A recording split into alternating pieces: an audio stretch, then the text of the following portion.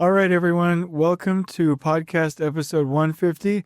Today, we're going to talk about sex and new marriages. Stay with us. I've got my wife with me. We're going to have a good time. A good podcast. That was pretty good. Anyway, okay, let's do this. This is the Elevate Construction Podcast, delivering remarkable content for workers, leaders, and companies in construction wanting to take their next step. Get ready to step out of your comfort zone with Jason Schroeder as he encourages you to do better, live a remarkable life, and expect more. Let's go. Welcome, everybody, to the Elevate Construction Podcast. Today, we're going to talk about intimacy. And I'll tell you why we're going to talk about it. It might sound like a super awkward topic, but when we do boot camps, and this is a data point, I've said it before, but I've trained hundreds and hundreds, it might even be thousands of field engineers at this point. And a common theme is that new couples argue about finances, they argue about sex, they argue about having the house be clean. And so we got some really good feedback about the podcast that Katie and I did last time, and we're going to keep it going. So that's what we're going to talk about today. And that's the why. So Katie, you want to say hi to everybody? Hello.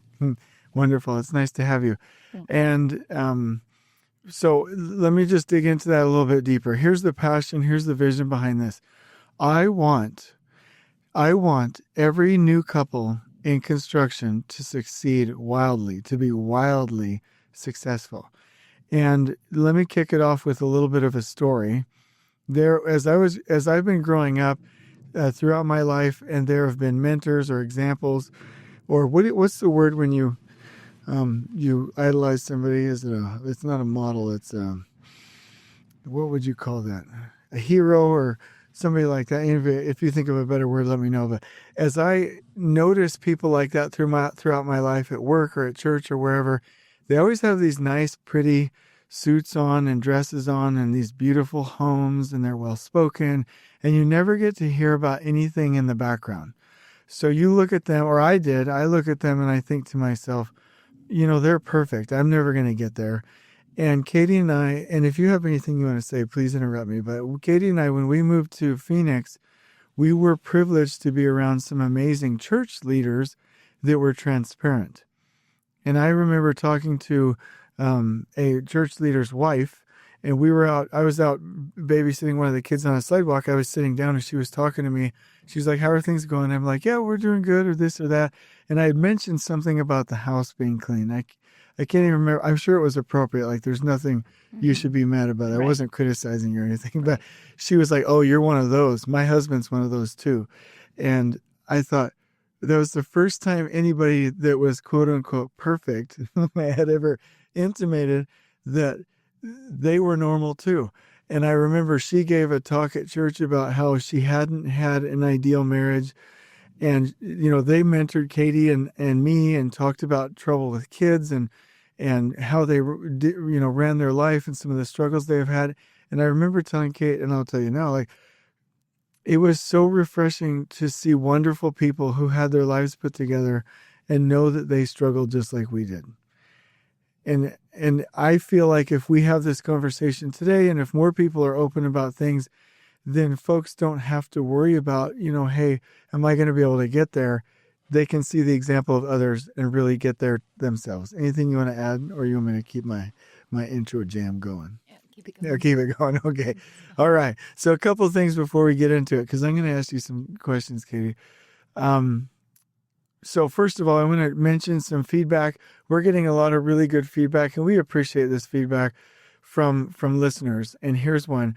I actually went and found your podcast after I saw it on the LCI sponsor page. I'm loving what I've heard so far. Keep up the good work. I sent some emails out to a distribution list at LCI, and we are supposed to, the people on that email distribution list sign up and want things like this. So I sent this out, have gotten some really nice, sweet messages back, and I just want to say thank you to everyone who is welcoming of those emails. It's pretty fantastic.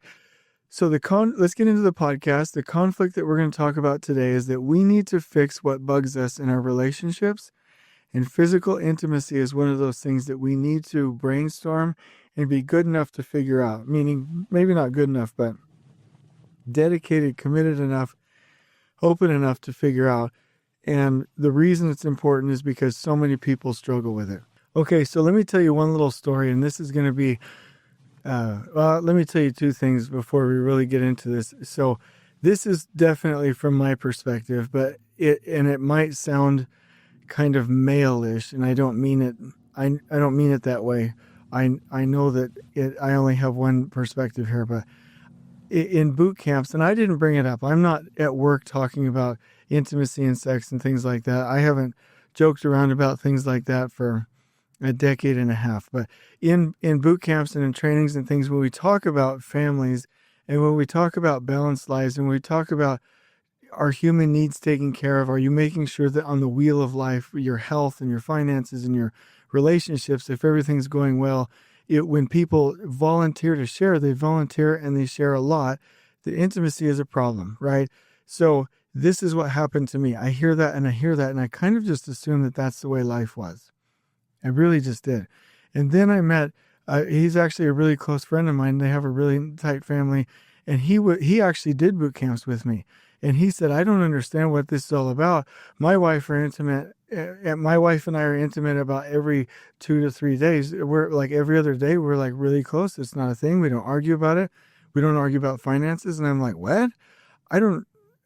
Whatever, dude. Like, anyway, I just thought it was the norm. And so it wasn't until he told me that I thought that maybe there was a different way, that maybe this problem could be solved. And Katie, before we got on this podcast, I have my little notes, my little bullets here, and I'm opening with the conflict is that we need to fix what bugs us. And what I'm saying is that I don't think that we fix what bugs us in our relationships. And knowing that generally, and I'm not talking about this being specific for every person, to the T, but generally, men need in a relationship where they think they need, let's whichever way you're most comfortable with, they need sexual fulfillment, recreational companionship, an attractive spouse, domestic support, and admiration. They want to feel special. And women typically want affection, attention. That's not the bad attention, meaning somebody to pay attention to them, conversation, honesty, openness, financial support, and family commitment. So if these things are important, and maybe they aren't to you, maybe in your marriage, these things aren't like top priority, but if these things are important, what I want to talk about today and give people tools to solve is how do they problem solve and get to what's right for the couple? Since this is an important thing and it's a common problem. So any thoughts before we get going here, Kate? Or like if you had a couple, like let's pretend, Katie, that there were two people brand new, and maybe they're in construction, maybe they're not, but let's, for this story, just assume they're in construction, and they're talking to you and they're confiding in you, and they're having the same kind of arguments that we had. Like, what would you say to them? Well, I guess I would say, in the context that we're talking about, that if you're not meeting your spouse's needs, then your needs will not end up being met. And I know that you and I have used, and I've actually talked about on this podcast, the love languages. Right. I know that wasn't a perfect system for us, right? Because, you and I have had this conversation about, are we obligated to take care of each other's needs? And I would love you to speak up about that. But we did read the 5 love languages. Right. And I did make an effort. You would agree with that, right? Right. And so, I don't know, there was a point there where you're like, this really isn't me. Well, first of all, let me ask you a question. Can you talk about what your love languages are and what mine are and how they might match or differ? Okay. We're pretty much, we're opposites, like in every aspect of everything. So his top is like physical touch and words of affirmation. And my top is gifts and acts of service. Sorry. Yeah. And so I struggle significantly, especially with like words of affirmation. And I was reading this thing the other day that like all of these things that you say, that like critical things, are really hard for someone with words of affirmation. And it was kind of a blow because I was like, oh, that's really the way that I communicate, by criticizing people. And I think that somehow that builds them up.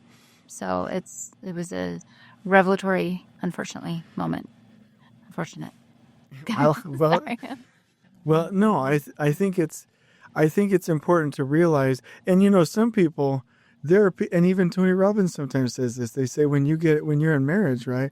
If you have a spouse that needs things on the opposite spectrum of what you need, then that might not be a great marriage. But that's just not real. We are attracted. But I think it's true, honestly. Like, I think it is so difficult to face the future knowing that your spouse has needs that it's just not in your character to meet. And then you have this obligation, the weight of the obligation that, you have to be intimate when, like, you could really give a crap less. Is that okay? No, that's fine. You can say that on a podcast.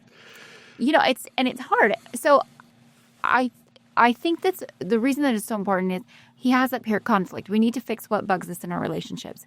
And I guess what I would say is it took us a long time to sort out that when my needs are met in other ways, then I'm more willing to meet his needs the way that he needs to be loved. And that, like, it's super difficult sometimes to just be like, seriously, like, we got to do that again. But like, that's the way that he is expressing love. And for me, I'm like, no, I like, made you this thing or bought you this thing. And he's like, I don't care about that. I want to like touch. And I'm like, oh, that's going to be nice. Not at all. So it's when you recognize, like, as a woman, when I recognized that that's the way that he's actually just trying to show his love, it was easier for me to be like, oh, okay. But it's hard too. I mean, sometimes you just have to bite the bullet. And I don't know, that's a tricky subject too, because you have that whole, like, I'm not obligated to like let someone use my body or, whatever. And I went there. No, I think it's whatever's fine for any individual. I think it's healthy to maybe not healthy, but I think it's okay to bring it up because it's real. And I bet you we're not the only ones that are stuck with situations like that, right? No, I've talked to a couple of friends. My friends we didn't talk about this stuff very much, but a couple of friends have talked about how, they have agreements about when things are going to happen and that it's just routine. And that's kind of where we ended up in our system. And then I had another friend that was like, oh, well, I gained weight and so I'm not comfortable ever. And I don't know, we just were both kind of like, that's not nice. Yeah. But it's hard. It's so hard because if you don't want your spouse to turn elsewhere, and it's not that you should have sex so that your spouse doesn't leave you, like, that's not good either, but it has to be, like, you have to be really open and communicative and understand that, like, probably sexual fulfillment is not on her needs list, but she's got a lot of other needs, and if you meet those, then you're going to have a better chance of having sexual fulfillment. I think that's, and I would also say fulfilling her needs just out of genuine charity without expectations, but know that when both people have their needs met, things are going to be better off. The one thing when you were talking, Katie, that I really recognized is that, like, I'm a complete a-hole. Yes. Like, No, really. like I Not kidding. If I'm not physically intimate, like after 3 days, like I'll start clawing down the walls and like yelling at people. Yes. And most of these poor, wonderful human beings that we teach in boot camps and like I'm coaching and mentoring, they're like nice guys, and they'll bring it up and say, yeah, it's like every month or something. And they're so nice, they're not going to say anything. And I'm like, oh, I feel bad for that guy. Like, I'd never put up with that. Yeah, he's a jerk, Greg, honestly. Oh, but I'm not a jerk anymore because you changed everything and fixed it. But let's go back to that. So I love the message that, just like I said with the opening story, is that everybody that you see has gone through problems like this. Well, first, let me say this. Like, I was just reading, before we started this podcast, I was just reading that like 15% of marriages are sexless marriages, or that they have sex like less than 10 times a year. And that's mind-boggling. And I guess I would just say, if you're in a marriage like that, have you laid it out in a way that is basically like, these are my needs and these are your needs, and we're in a partnership, and if our needs are not being met, what's the point of this partnership? And that is such an unfortunate thing to say. And quite honestly, like, we've said that before in our marriage, where it's like, I don't want to feel obligated to just meet your needs. Like, that's gross. And I did it. I wasn't even like, I wasn't even referencing sex when I did that. I meant like, it's an icky feeling to feel like be clear. I'm chiseled and I have a beautiful body. And I did not mean that. I meant just kidding. Horrible. Oh no, go ahead. I meant that like, it's a gross feeling to feel like you have to, do anything for someone else out of an obligatory reason. Like, that's just an icky feeling. But you are in a partnership, and it's just like we've talked about before with like, if your job's going to take you certain places, or the expectations of, what are we going to do when we have children, or, all of these things, they have to be talked about. And the needs, the physical needs that people have, that needs to be an open discussion, or else you're going to have so much resentment building up behind, the facade. So it's really critical that you just have a blunt conversation about, what are your needs? These are my needs. We need to work together to, sort this out. Well, I agree. And just to give a little bit of background, and I appreciate you jumping in there and saying that. And like I said, I think it's helpful. We grew up, we both of us, and I'm not blaming you for this, but like, we had a messy house. We didn't know how to raise kids right away. We drove old cars. We probably still get clothes from thrift stores. Kids. Yeah, we were kids, right? And so we didn't know what we were doing. But a lot of the finances, the house being not clean, and sex were always points of argument. And me being an a-hole, obviously. That was the important. And all of those things, there's a way to get past those. And I would just say that we've been through it all. And I'm curious to know, maybe you don't want to share this or can't share this on a podcast, but how did you go from obligation to, because obviously you're different now, and I don't know if you want to share some of the things that you do, like for words of affirmation, like some of the things that you do to get around that. But I just wonder what changed. Get around that. Well, no, no, it's true, because quite honestly, I have like zero finesse when Jason's like in my face, and so it's really hard for me to just be like complimentary. That doesn't come natural to me. So I legit set a timer, like I have an alarm every day at 3:00 to write words of affirmation to him. And so I just think about like whatever, and every day at 3:00 when that comes up, I write a nice note. And truthfully, it sort of felt like compulsory? Well, yeah, and not super genuine in the beginning, but I just try to like be really thoughtful about it, and not because he used to be like, "Can you not just say something nice about me?" And I'd be like, "Yeah, you're a hard worker." And he's like, so that he only let me say that for what, like 10 years or something. And then it was like, is there nothing else? And I'm like, I don't know. Like, it just doesn't come natural to me. I'm kind of a nice queen, I guess. Well, if you guys like me on the podcast, you should still like me. Don't judge my likability by what she's saying right now. But those nice notes like melt my heart. They're very sweet. Go ahead. I just meant that like it was a vulnerable moment where you were trying to basically say like, this is a need of mine. Like, I need to hear something nice from you instead of just like my normal criticisms. So it's a perfectly normal thing, or I think it's a good thing in a marriage to basically say like, I'm vulnerable and I need help in this area. And it's like, it's really hard for me. So I do it on a timer, and I do it every day. And he graciously accepts that those are my like words of affirmation. And that's how I, try and build him up on a daily basis. That maybe wouldn't work for everybody.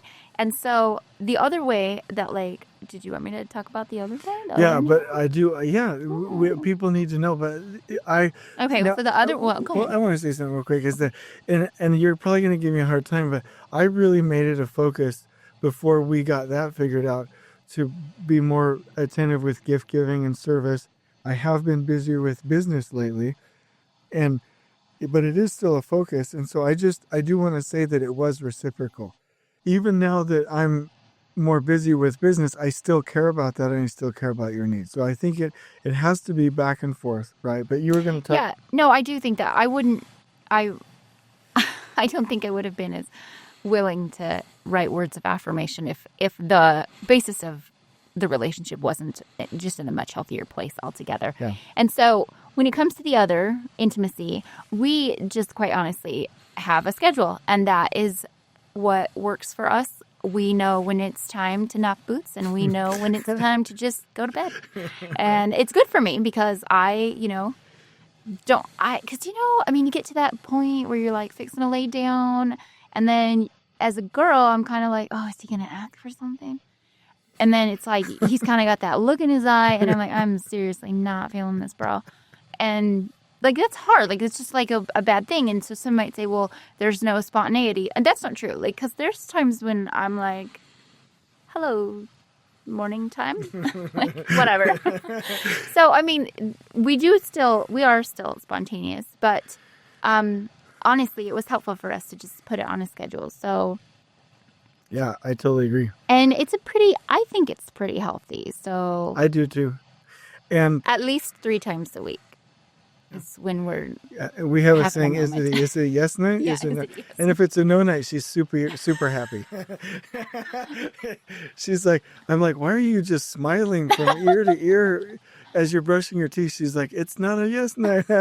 Anyway. so that also sounds really bad. Like, don't think like super harshly of me. I have like hormonal issues. Like, I have a thyroid issue. I don't know. I've got stuff. So I have Yeah, all good.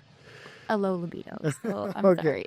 Well, no, it really is nice. And the other thing is, like, I've been a lot better with gifts and taking care of birthdays. And she for birthday, really did some nice things for me. Sometimes we'll even do some fancy stuff when it comes to intimacy or personal time, just to like spice things up. There's nothing wrong with things like that, right? As long as it's not like weird, which we've never done anything like that, but there's nothing wrong with making some of those things special in my mind. And I just want to say that there are some things that have been anchors in our marriage. One is date night. Yes. Every week we go on date night, no matter what. And I would say for field engineers, for foreman, worker, anybody new in construction, anybody anywhere, you got to go on date night every week. And don't let that go by the wayside. Even if you have babies, just drop them off at our house. We'll watch them for you. Like you exactly. You have to do date night, and you have to figure out the finances, budget together. You have to figure, even if you guys need to just let go of the clean house thing, even if you just got to let it go, figure it out. And then with the intimacy piece, figure it out, right? And just do what Katie said and have an open and candid conversation about it. Don't be selfish. Don't objectify your wife. Don't objectify your husband. But if it's a normal, healthy thing, make sure that you have that conversation and figure out something that works. And I guess the point for me as I listen to Katie is, don't let society tell us what's normal for us. Now, obviously there are things that are like out of bounds, right? But if scheduling intimacy works for you, do it. If having a conversation works for you, do it. If spontaneity works for you, do it. If you're different and you're as a guy, or both of you just don't have those needs, and once a week, once every 2 weeks is fine, do it. But if there is a problem, that's why I put fix what bugs you at the beginning of the podcast. I think that's important. And then the one thing I do want to mention for anybody who might be spiritual or religious is that we really figured it out with prayer. Would you agree to that, Katie? Absolutely. There was this one time where we were like so wound up, I think we were both in tears. And Katie said, because she's the righteous one, she was like, why don't we pray about it? And I don't know if you thought about it or whatever, but we both had something to write on. And she was like, let's each write what we get in prayer. Let's be real serious about it. Do you want to finish or do you want me to finish? You finish. Okay. So we prayed together and both wrote down what we felt inspired about with intimacy specifically. And when we showed each other what we had written down, it was very close to the same thing. It written differently, but it was the exact same thing. And so, I got to get through that without crying. I do believe that God, and if you don't believe in God, nature or whatever, there's some kind of providence out there that cares about things like this and will help you. And it helped us. And it was a game changer because we were able to fix things and fix what bugs us and to collaborate and to problem solve with prayer, with inspiration, ideas and situations and methods and insights that we just hadn't thought about before. Anything you want to add to that, or you good to go? You're thinking kind of deep over there. No, I just, I don't know. Well, so I hope this podcast has been helpful. The bottom line is, I recap, I've got some notes here, is that we fought for years about it. We fought for probably 12, 14 years, and we've been married. I should know this or I'm going to get in trouble. We've been married nearly 18 years. I knew it was either 17 or 18, but anyway, we've been married nearly 18 years, and we live after the manner of happiness. And it's because of problem solving, things like that. And shame on us for not figuring it out for 14 years. And so that's what we don't want you to have to do. We don't want you to have to struggle for 12 or 14 years, because a lot of people don't make it that long. A lot of people just give up. That's why there's a lot of divorces. There's a lot of giving up. There's a lot of affairs, which has never been a part of our marriage. We've never had that negativity or destruction come into our marriage because we were able to get through it. But why struggle through that long? Right? And I would just say that if we can focus, this sounds like I'm holier than thou, but I don't mean it that way. But if we can get around to the point where we're focusing on each other's needs, and to Katie's point, get it out of the obligation category and into the, I want to do this for my spouse. I love them. I'm here. And give and fulfill what your spouse needs and collaborate and problem solve and make a plan and then work the plan and then adjust from there. I think that we can have remarkable lives, because the current condition is that couples don't figure things out. They fight about sex. They fight about finances. They fight about the house being clean. And some people have sexless marriages, and some guys who are a lot nicer than me just deal with it and they live miserably, right? And some don't know what healthy looks like. And I thank God, meaning I say that reverently, that I have had people that are coaching me to expect more.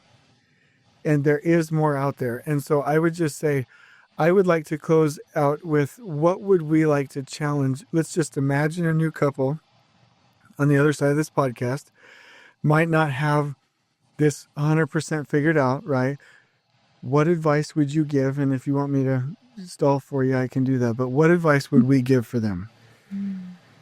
I feel like you said everything where you were talking about that you're having to like plan it and work through it. I feel like that's exactly it. And I think one other thing is that's helpful is to know without getting too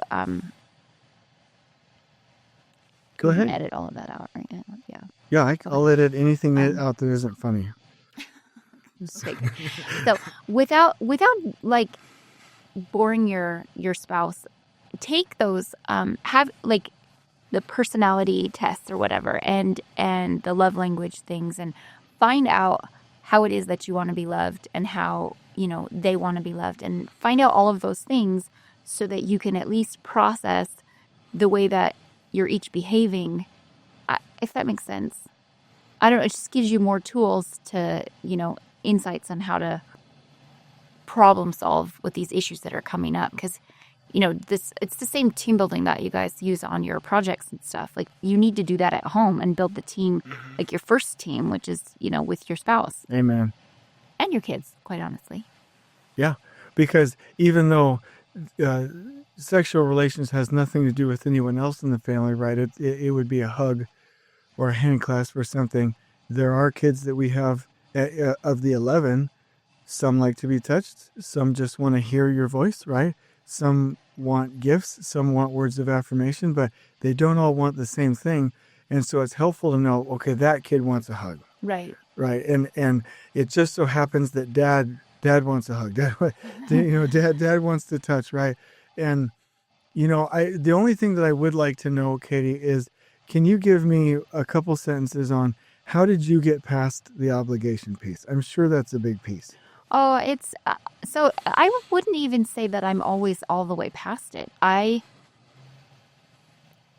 feel like if it's so the first thing is if I know that I've agreed to something, like I'm pretty good about just getting it done. Like I wasn't really referencing sex. I was just referencing like life. Like I'm kind of one of those people that I can just do whatever duties are placed in front of me. And that sounds really bad when you're talking about like sex as like a duty. But like if I know it's coming up, I'm like, okay, all right, I can do this. When I feel that obligation creep in, what do I do? I don't know. It doesn't happen a lot anymore because I feel like we have a good relationship where you feel whole. Yeah. There's finances, there's help, we're helping each other, right? So there's not a lot of negativity. But I think that is a good thing, is that if the relationship is bad, and let's just say me, when I have been, or if I was an a-hole, there's going to be a lot of aversion. There's going to be a lot of resentment. There's going to be a lot of compulsion, not for me, but you feel like this is an obligation, and it's going to make the situation worse. Right. And so if you do figure out with your spouse and she's like, hey, let's just put it on a schedule, I'm jamming, or whatever you guys work out. If you come home and you're an a-hole and you walk through the door, and I do sometimes, like it's not all the time, but I'm grumpy sometimes. But if I did that all the time, like this would not work. Absolutely not. And that's why I'm not perfect, but I don't have to be perfect to coach people to be better. I'm coaching myself. Katie coaches me. We're coaching you. You guys or gals that go to work in construction, you got to come through that door at least willing to help out a little bit. And Katie can tell you, I change diapers, I'll do dishes. When with business happening, I don't help a lot lately. I do help, but I help where I can is what I meant to say. But I'm not above doing anything that I need to do to help out Katie, and she knows that. And that's a part of the agreement. And if that's in place, and if I'm kind, which is her requirement, then all of those other things work out naturally. And I would just say, and this is a little bit of praise for you, is that when you are whole, you really go all out. Just like I said, I didn't want to, I do think this is important. Like the other day you bought a nice outfit for my birthday for when we have those moments, right? And I thought that was super sweet. And you were like completely into it. And I felt really special, because we have a healthy relationship. I don't know if you want to add anything to that, but no. I think that I would just say, there's definitely been times in my life where it literally looked like there was no light at the end of the tunnel. Like it would always just be this, forced issue, not actual force. I didn't mean like there was anything abusive going on, but just that I was always going to have to just like grin and get through it. Or actually not, I wasn't even smiling, to be honest. But things have changed because I, like you said, my needs are being met in the ways that I, need them to be met. So I'm all right with other things, and we're good. I love that. And one quick closing. I know I've tried to close this thing out 5 times, but I love talking about this. Couples are going to go through times where they have zero libido. People are going to go through times where they have erectile dysfunction. People are going to go through times where they're just really stressed. People are going to go through times where, you have a baby and you can't be connected for 6 weeks. There are going to be things that happen. And if we can have a little bit more normalcy and kindness and compassion in the normal times, I think we can get better. I think we can better get through some of the hard times. So my closing message, and I'm not trying to outdo Katie because hers is beautiful, but mine is stick with it. Don't give up. Problem solve. Give first. And really strive for joy. Katie read this book called The Magic Art of Tidying Up by Marie Kondo, and she said everything should bring you joy. And so after that book, Katie's really got us into the point of, well, do those clothes bring you joy? Does your desk bring you joy? Does that dresser bring you joy? Does the bathroom, and I'm being serious, like, is it clean enough and organized enough that it brings you joy? Does your sex life bring you joy? Does your kitchen bring you joy? And she's orchestrated this home that we have where I can honestly say that, aside from cleaning up dinner messes, everything brings me joy. Coming home, going through the door brings me joy. She dresses up, I dress up, the kids are nicely kept up. The homeschool brings me joy. Our bedroom and our sheets, we have winter sheets, they bring me joy. So there's no reason that we have these things that just nag us that don't bring us joy. And I just love that perspective. So if you can strive for joy without compulsion, giving first, and problem solving, I think we can get there. I agree. Okay. Well, we love you guys. I hope you enjoy these podcasts where Kate and I jam out. We put a lot of effort into it. And so I want to say thank you, Kate, for doing this. You're welcome. And we will see you on the next one. And if you guys, this sounds arrogant, we're not life coaches and we're not marriage counselors. We do know sex therapists and counselors. We do know marriage counselors. We do know therapists. We do know people. You do too. But the bottom line is, if you ever want somebody who's just been in that phase of life as a construction family, as a new couple, and if you ever want to throw us a question, we would love that. So we've appreciated it, and let's say it on the count of 3. 1, 2, 3. On we go. Please join us next time in elevating the entire construction experience for workers, leaders, and companies coast to coast. If you're enjoying the show, please feel free to share with your construction colleagues and help us spread the word by rating, subscribing, and leaving a review on your preferred podcast listening platform. We really appreciate it. We'll catch you next time on the Elevate Construction Podcast.